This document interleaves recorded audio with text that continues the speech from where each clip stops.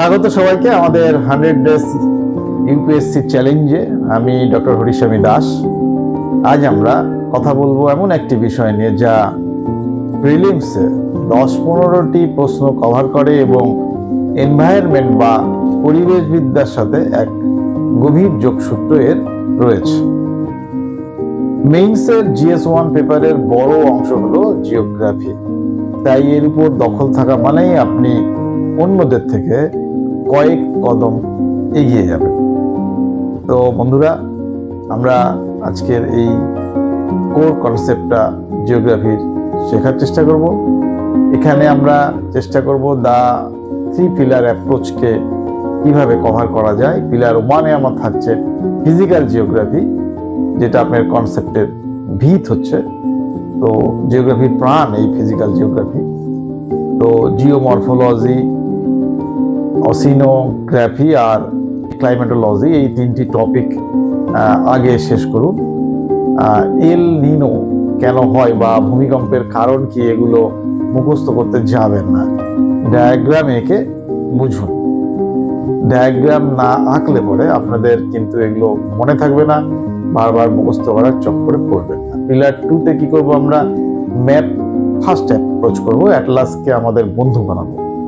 দেখুন, ভূগোল পড়া শুরু করার আগে সামনে একটা অ্যাটলাস রাখুন, অক্সফোর্ড হোক বা ওরিয়েন্ট ব্ল্যাক সোয়ান।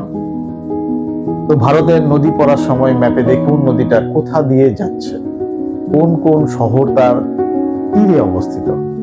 যখনই কোনো জায়গা নিউজে আসবে সঙ্গে সঙ্গে ম্যাপে তা খুঁজে বের করুন। বুঝতে পারলেন? যখনই কোনো জায়গা নিউজে আসবে, নিউজ পেপারের সঙ্গে অ্যালাইন করতে হবে। পিলার 3 হচ্ছে এনসিইআরটি প্লাস কারেন্ট অ্যাফেয়ার্স এর লিঙ্কেজ তৈরি করা। দেখুন, 6 থেকে 12 ক্লাসের এনসিইআরটি হলো আপনার গোল্ড মাইন।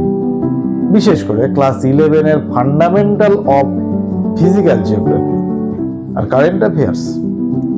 মনে রাখবেন একটা কথা, ভীষণভাবে মনে রাখবেন, যেখানেই বিপর্যয় বা ডিজাস্টার হচ্ছে বা নতুন কোনো খনিজ সম্পদ রিসোর্সেস পাওয়া যাবে, সেটাই ইউপিএসসির জন্য হট টপিক। বুঝতে পারলেন আমার কথা? নিউজ পেপার, নিউজ ইভেন্ট সবসময় রাখতে হবে। এবার দেখুন, আমি যেটা বলতে চাইছি সেটা টপাররা কি করে। আমি টপারদের প্রো টিপ আপনাদের দিচ্ছি। দ্য 5 মিনিট ম্যাপ ড্রিল কি করবেন।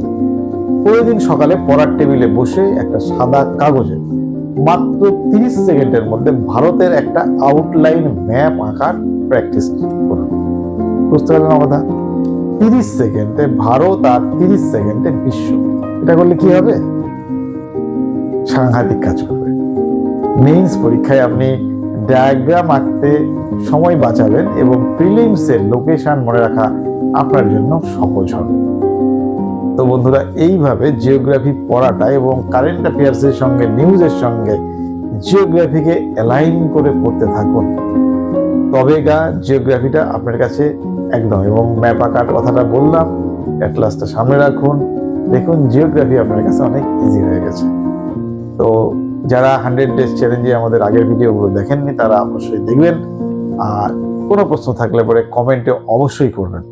আর আমাদের অবশ্যই জানাবেন যে আপনাদের কোন টপিকসগুলো নিয়ে আলোচনা করলে আপনাদের পক্ষে সুবিধা হবে। তো সবাই ভালো থাকুন। যারা সাবস্ক্রাইব করেননি, সাবস্ক্রাইব অবশ্যই করুন। ধন্যবাদ সকলকে।